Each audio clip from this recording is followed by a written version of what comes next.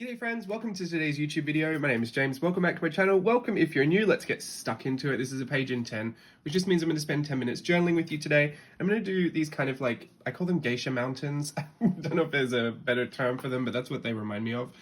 If a geisha were a mountain, I guess. They're a bit Kokeshi doll, they're a bit Yoshitomo Nara. There's a whole bunch of influence going on there. Let's do the timer.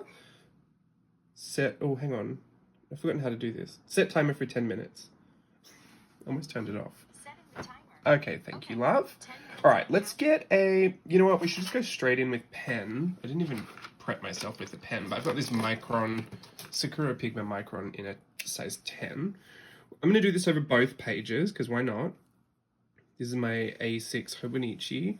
I'm going to make a little mountain. By that, I mean a huge mountain. And then I'm going to stack one behind it. Probably shouldn't have crossed them that much, but you know what? We live and learn. I'm also going to connect them at the bottom all the way across. Now, the first thing I want to do is start over on this right-hand side, and I'm going to come in from the side a little bit and make a backwards L shape. This is kind of the mum. This is the mother mountain. I did this in Collage Club. If you were in Collage Club a couple months ago, we had an image in there like this. I'm going to go cut that off down to the bottom. I'm going to put 3 loops on the edge. I've only got 3 fingers. That's all we need. So this is a big arm. I might just round that off at the top to the side. Great. This is the mum. She's hugging the baby. Geisha Mountain. Don't ask where these things come from. I have no idea. Let's do rectangles. So I like to start right in the middle of the mountain, but it does also work to have them kind of off center. But for these ones, let's go to the middle. And we're going to go not all the way to the top, but relatively high. I want them to have really long rectangular faces. Now this one, she might actually have to start here because I crossed it a lot. This helps with the A6 Hobonichi having a grid paper, because I can kind of follow that line a little bit, but they don't have to be perfectly straight. Don't get a ruler out, it's so unnecessary. Unless you want to, unless you love rulers. Now I'm going to put the faces on. These are 2 ovals that are sideways. Just sitting at the bottom of this long face. I like them to have super long foreheads. It's a Runa Naito style influence. There's a whole bunch of influences that came together at the time that I first did these. A whole bunch of Japanese illustrators and artists. I'm going to splice that in half and only color the right hand side. You can color these ones on the left to have the mum looking at the daughter. You don't have to. Put teeny tiny little smiles right between the eyes. There we go. 3 stick lashes at the top. That's how you know they're girls. And then, I've got other, sorry, my little reference image is gone. I put little bows in their hair. So right over here, kind of at the top of the corner of the face, I'm going to put 2 triangles that face each other and just color those in quick.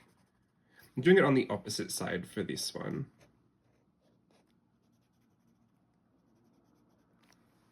And then, if you have a thinner pen, it'd probably be good to swap that out. Oh, I just picked up a thicker one.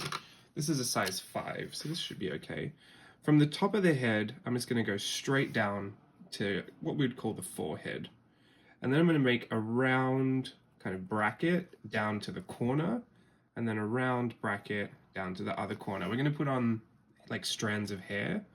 Now, I call this splitting the difference. I'm going to split the difference between the straight line in the center and the curve on the outside edge. And these will make form lines that make our bangs look a little bit more rounded.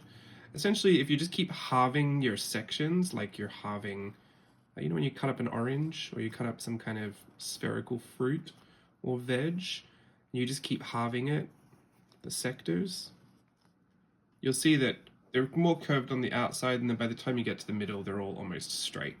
So we'll do that again over here. This is actually a really good practice for form lines. And all of these lines radiate from that single point at the center in the top. In the center at the top. Sorry.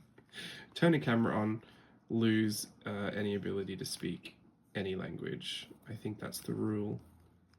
These don't have to be equidistant, but it is nice if you can try. Unlike me. All right, let's do the same thing again, but this time I'm going to take it over to the bow, and I'm just going to have all those lines run down to the center of the bow. So we're making like a little pigtail. I don't know why I did it this way, but I really liked it. I thought it was so cute. So nice. It's different, it's unusual. All right, from here, I want to go all the way down to the bottom. So I'm opening up that pigtail, and again, splitting the difference if you want to, or just putting all the lines going down to the bottom. The only reason to like split the difference is if you're trying to make those form lines really uniform, if you want to make them symmetrical or you want to make them equally spaced apart, then that's where I think it's good to start with the center line, the outside lines, and then just start splitting them in the middle. But for things like this that don't have to be neat or symmetrical, you can just put them in. There's actually no problem with that, and it's probably better if you want a wonky effect to not employ that little trick, because you will neaten it up by trying to do that. Like there's a certain wonkiness to this, not having done that really, that's different to this. This looks like we neatened it up a lot. Anyway, let's do a little flower, a little 5-petal flower, 3, 4, 5, and put a circle in the middle. Pretend these are little cherry blossoms. 1, 2, 3, 4, 5, going right over the spine of that book, or the gutter. And I'm going to double outline that. So it looks like a sticker. That's not why I'm doing it, but that's what I think of when I double outline things. Just looks like a bleed on a sticker. The only other thing that we have to add left is color, I would think. So I've got these 2 Tombow markers. I just use those in this journal because they're water-based and they don't bleed through. Oh, no, I did this wrong again. I want red faces and pink hair. I did that last time. So I'm putting pink in the spaces that we didn't put those hairlines.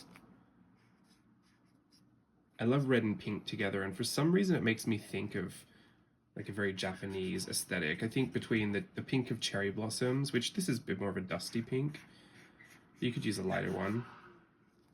The cherry blossoms, and then a lot of things in Japan are red, or like I think of red a lot.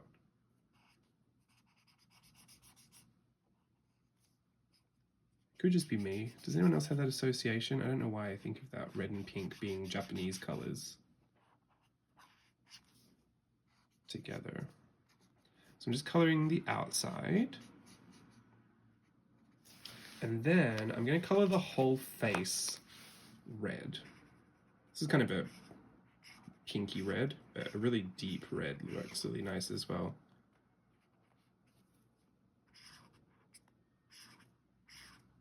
Doesn't matter if you go into the arm, because we're going to get a black and color that in with black. I'm going to color in my flower red as well. These page and 10 exercises, remember, they're not to create anything beautifully finished and neat. So embrace what it looks like for you to, color outside the lines and not, finish everything neatly. If you want to go back and do it, what you've learnt in the 10 minutes can be replicated at a much slower pace. So I would just go and intentionally do that. Or if you've got more time to just go about your journaling today, then once the video is finished, you can pop on something else and keep going, I suppose. I usually batch film these 5 at a time, so I can't be taking too long on any of them. Well, I mean, I can't take more than 10 minutes, can I? All right, let's get a black marker. This one's almost at the end of its career. And I'm gonna color in over the whole thing. That's why it doesn't matter that there's that little join there, or that little mountain line, because we're going to color over it with black. Won't see it. And this just makes it look like she's hugging her daughter.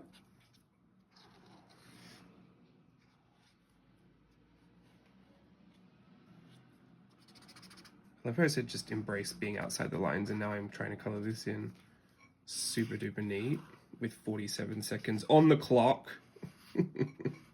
Oh, she's got a little red hand. I don't think I colored in her hand on the original. You'll have to tell me if you're in Collage Club, because I've only got a little thumbnail sketch in front of me. but I will do her little hand over here.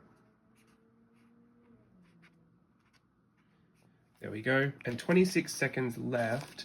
Now, sometimes I just like to do this because I think it's fun with simple illustrations, but just putting on a really thick border around the entire thing. You can do it with a color, but I think I'm going to do black.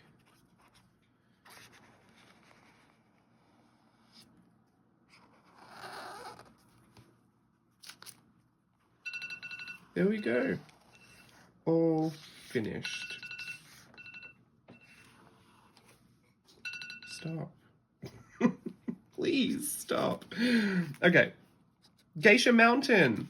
Hopefully you enjoyed that. I like these. I really do. I want them in a bunch of different colors, but I'll just be honest, every time I want something, that usually means I'm never going to get around to doing it, but I do put the intention out there just in case someone else should go and do it.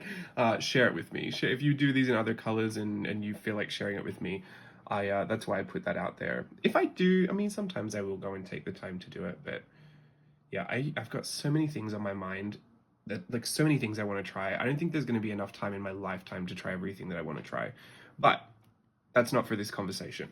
I hope you had a good time with that. I hope you enjoyed your 10 minutes of journaling with me today. I'm going to go film some more of these videos and upload them for you. I'll see you again when I see you. Bye.